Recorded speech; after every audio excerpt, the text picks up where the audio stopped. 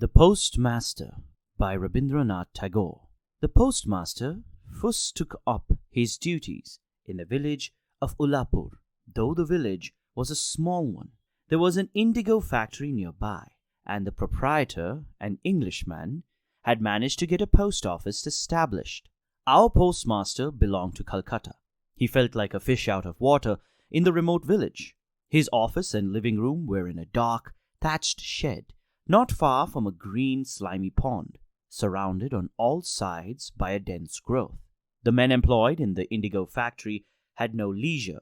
Moreover, they were hardly desirable companions for decent folk, nor, in a Calcutta boy, an adept in the art of associating with others. Among strangers he appears either proud or ill at ease. At any rate, the postmaster had but little company, nor had he much to do.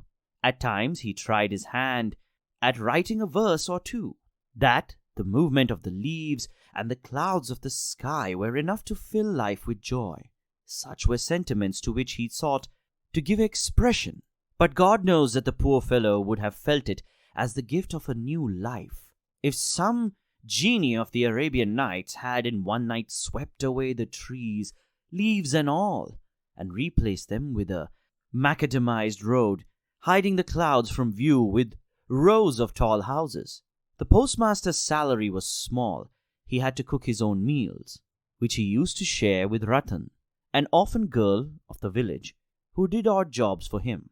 When in the evening the smoke began to curl up from the village cowsheds, and the cicalas chirped in every bush, when the mendicants of the Baul sect sang their shrill songs in their daily meeting place, when any poet who attempted to watch the movement of the leaves in the dense bamboo thickets would have felt a ghostly shiver down his back, the postmaster would light his little lamp and call out, "Ratan!" Ratan would sit outside waiting for this call, and instead of coming in at once would reply, "Did you call me, sir?" "What are you doing?" the postmaster would ask. "I must be going to light the kitchen fire," would be the reply, and the postmaster would say, "Oh, let the kitchen fire be for a while. Light me my pipe first." At last, Ratan would enter, with puffed-out cheeks, vigorously blowing into a flame of live coal to light the tobacco. This would give the postmaster an opportunity of conversing. "Well, Ratan," perhaps he would begin, "do you remember anything of your mother?" That was a fertile subject. Ratan partly remembered, and partly didn't. Her father had been fonder of her than her mother. Him she recollected more vividly. He used to come home in the evening after work, and one or two evenings stood out more clearly than others, like pictures in her memory. Ratan would sit on the floor near the postmaster's feet as memories crowded in upon her. She called to mind a little brother that she had, and how on some bygone cloudy day she had played at fishing with him on the edge of the pond with a twig for a make-believe fishing rod. Such little incidents would drive out greater events from her mind. Thus, as they talked, it would often get very late, and the postmaster would feel too lazy to do any cooking at all. Ratan would then hastily light the fire and toast some unleavened bread, which, with the cold remnants of the morning meal, was enough for their supper. On some evenings, seated at his desk in the corner of the big empty shed, the postmaster too would call up memories of his own home, of his mother and his sister, of those for whom in his exile his heart was sad, memories which were always haunting him, but which he could not talk about with the men of the factory, though he found himself naturally recalling them aloud in the presence of a simple little girl.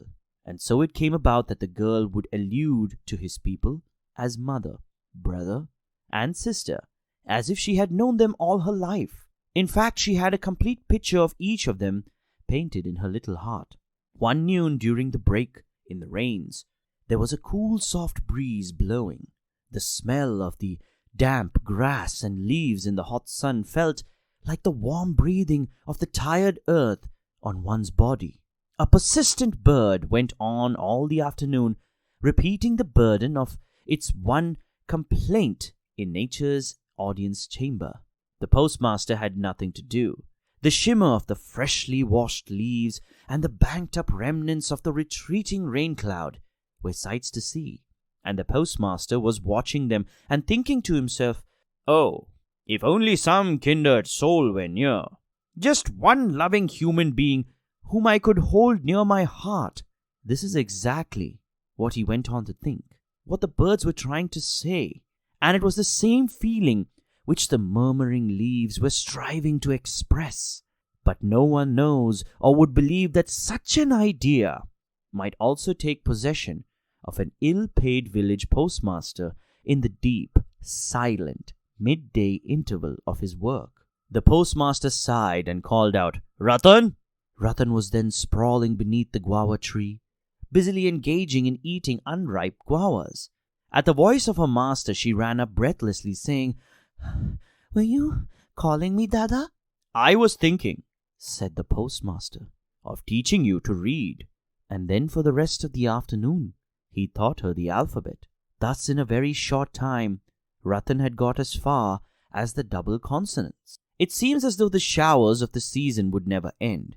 Canals, ditches, and hollows were all overflowing with water. Day and night the patter of rain was heard, and the croaking of frogs. The village roads became impassable, and marketing had to be done in punts.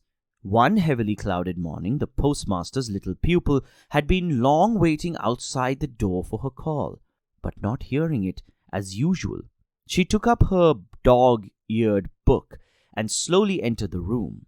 She found her master stretched out on his bed, and thinking that he was resting, she was about to retire on tiptoe. Then she suddenly heard her name. "Ratan!" She turned at once and asked, "Were you sleeping, Dada?"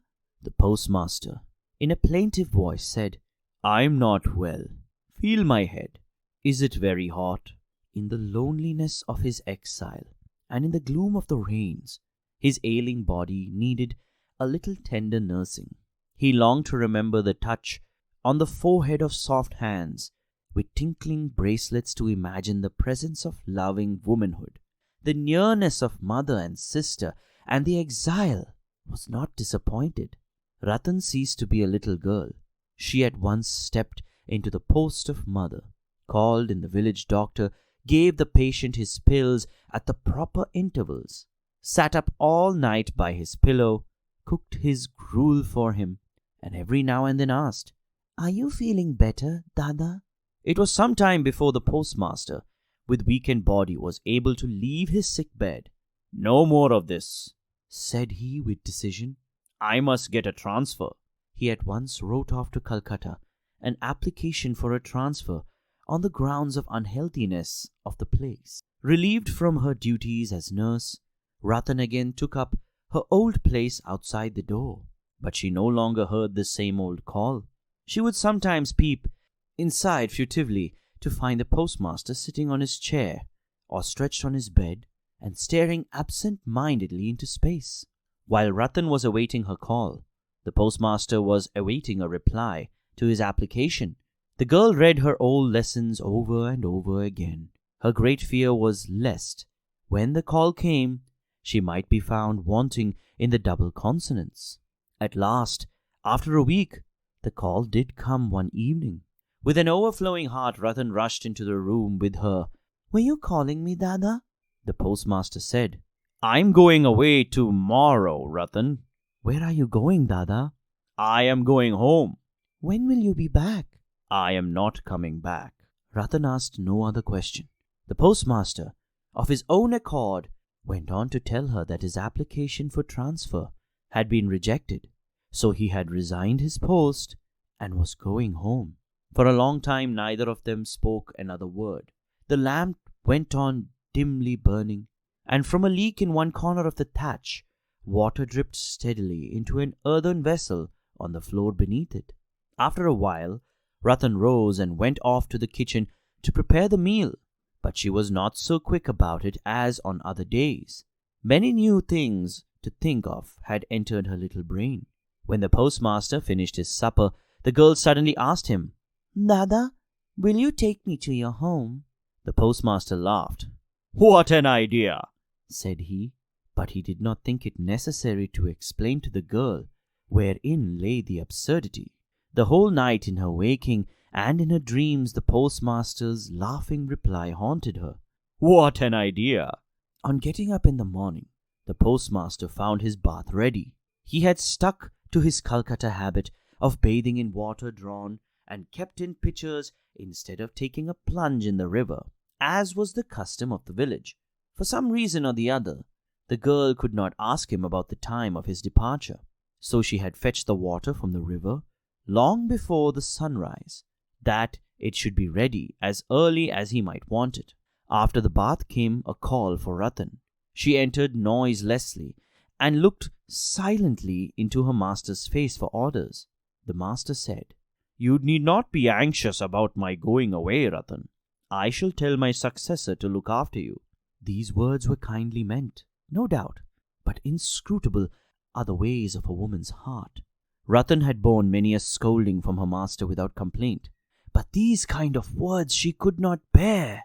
She burst out weeping and said, "No, no, you need not tell anyone anything at all about me. I don't want to stay on here." The postmaster was dumbfounded. He had never seen Ratan like this before. The new incumbent duly arrived, and the postmaster had given over charge. Prepared to depart, just before starting, he called Ratan and said, "Here is something for you. I hope it will keep you for some little time." He brought out of his pocket the whole of his month's salary, retaining only a trifle for his travelling expenses. Then Ratan fell at his feet and cried, "Oh, Dada, I pray you, don't give me anything. Don't in any way trouble about me." And then she ran away out of sight. The postmaster heaved a sigh, took out his carpet bag, put his umbrella over his shoulder, and, accompanied by a man carrying his many-coloured tin trunk, he slowly made for the boat. When he got in and the boat was under way, the rain-swollen river, like a stream of tears, welled up from the earth, swirled and sobbed at her bows. Then he felt a pain in his heart. The grief-stricken face of a village girl seemed to represent for him the great unspoken, pervading grief of Mother Earth herself. At one time he had an impulse to go back and bring away along with him the lonesome waif, forsaken of the world. But the wind had just filled the sails. The boat had got well into the middle of the turbulent current, and already the village was left behind, and its outlying burning ground came in sight. So the traveller, borne on the breast of the swift-flowing river, consoled himself with philosophical reflections on the numberless meetings and partings going on in the world, on death, the great parting from which none returns. But Ratan had no philosophy. She was wandering about the post office in a flood of tears. It may be that she had still a lurking hope in some corner of her heart that her Dada would return, and that is why she could not tear herself away. Alas for our foolish human nature! Its fond mistakes are persistent. The dictates of reason take a long time to assert their own sway. The surest proofs, meanwhile, are disbelieved. False hope is clung to with all one's might and main, till a day comes when it has sucked the heart dry, and it forcibly breaks through its bonds and departs. After that comes the misery of awakening, and then once again the longing to get back into the maze of the same mistakes. The end.